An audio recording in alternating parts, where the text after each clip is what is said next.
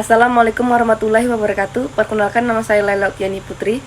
Dengan NPM A1J02039, saya berasal dari Prodi Pendidikan Nonformal Universitas Bengkulu. Baiklah, di sini Laila akan menjelaskan materi bab 8, yaitu manajemen pendidik dan peserta didik.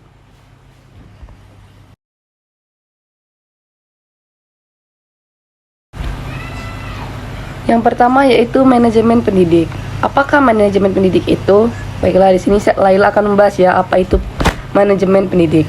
Pengertian manajemen pendidik adalah kata manage itu sendiri berasal dari Italia managio yang diadopsi dari bahasa Latin manegare yang berasal dari kata manus yang artinya tangan.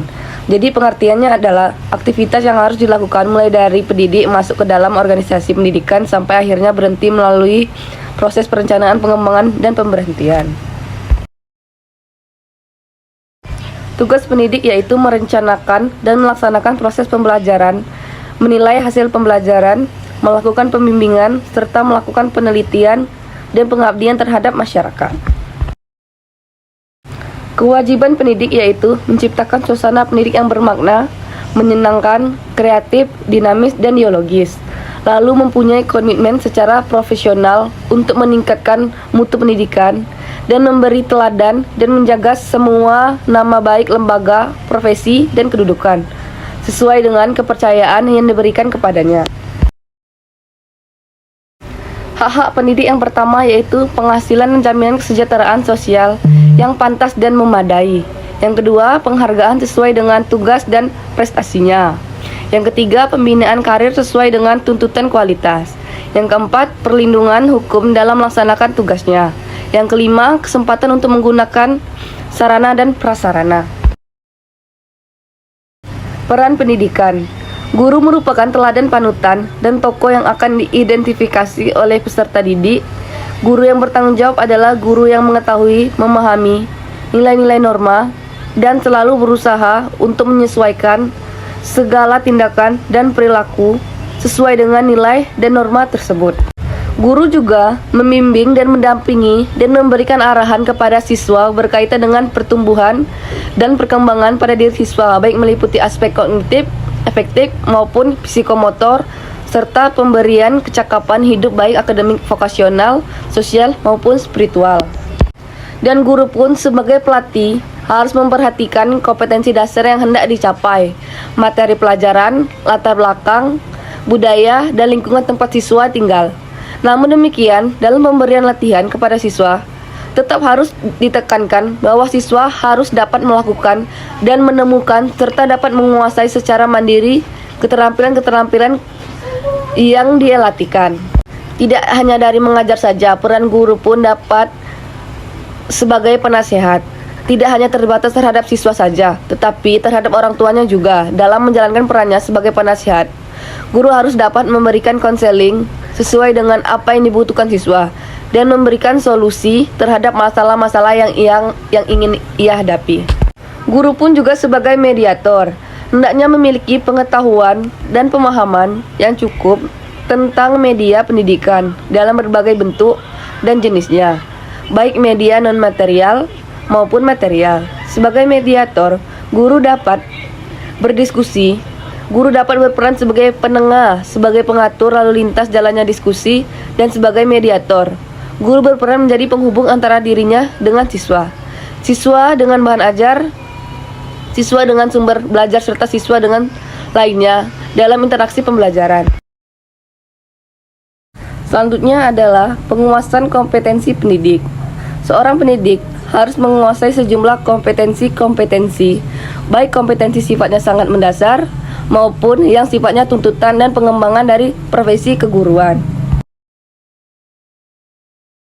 Selanjutnya yaitu rekrutmen dan seleksi guru dan staf. Kriteria dasar seleksi yang pertama yaitu rasional, yang kedua ilmiah, yang ketiga objektif, yang keempat berpedoman pada laporan analisis, yang kelima efisien dan efektif, yang keenam memperhatikan peraturan dan ketentuan yang berlaku, yang ketujuh dilakukan secara objektif dan jujur, yang kedelapan dilakukan secara profesional. Berikutnya cara dan metode seleksinya. Yang pertama, seleksi persyaratan administrasi. Yang kedua, pengetahuan umum. Baiklah, yang kedua adalah untuk meningkatkan sejumlah calon pelamar kerja dengan biaya minimum. Yang ketiga, untuk membantu meningkatkan angka keberhasilan dari proses seleksi dengan menurunkan sejumlah pelamar kerja yang bermutu rendah atau bermutu terlalu tinggi dengan jelas. Yang keempat, untuk membantu menurunkan kemungkinan pelamar kerja yang setelah direkrut dan seleksi akan hengkang dari sekolah. Yang kelima, untuk memenuhi tanggung jawab. Yang keenam, untuk mengawali identifikasi dan menyiapkan pelamar kerja yang potensial yang akan menjadi calon pegawai yang sesuai. Yang ketujuh, meningkatkan keefektifan organisasi dan individu untuk mengevaluasi keaktifan teknik dan pencarian rekrutmen yang beragam dari semua jenis pelamar kerja. Selanjutnya adalah langkah-langkah perencanaan peserta didik. Yang pertama, membuat perkiraan dengan mengantisipasi ke depan perkiraan yang didasarkan atas faktor organisasi pendidik baik yang bersifat kondisional maupun situasional.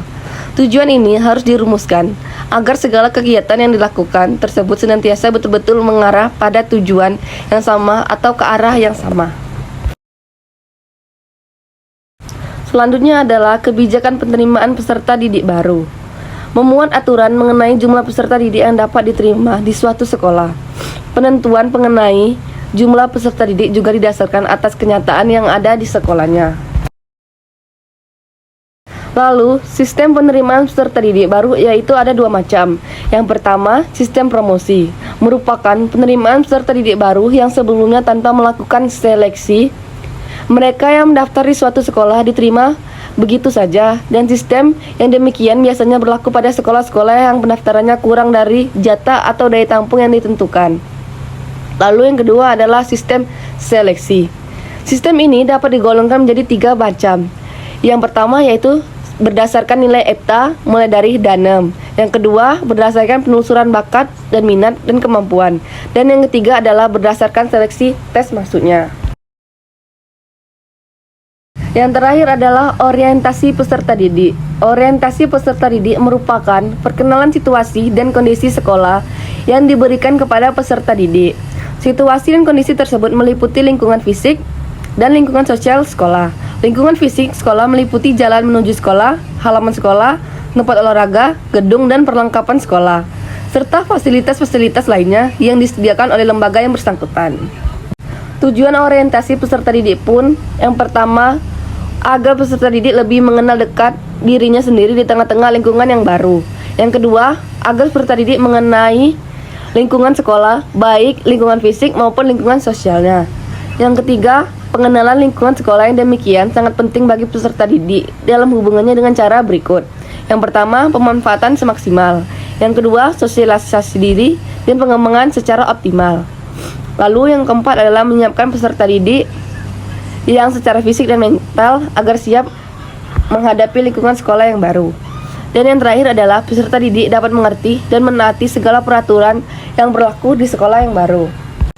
Terima kasih, itu saja yang dapat Laila sampaikan. Wassalamualaikum warahmatullahi wabarakatuh.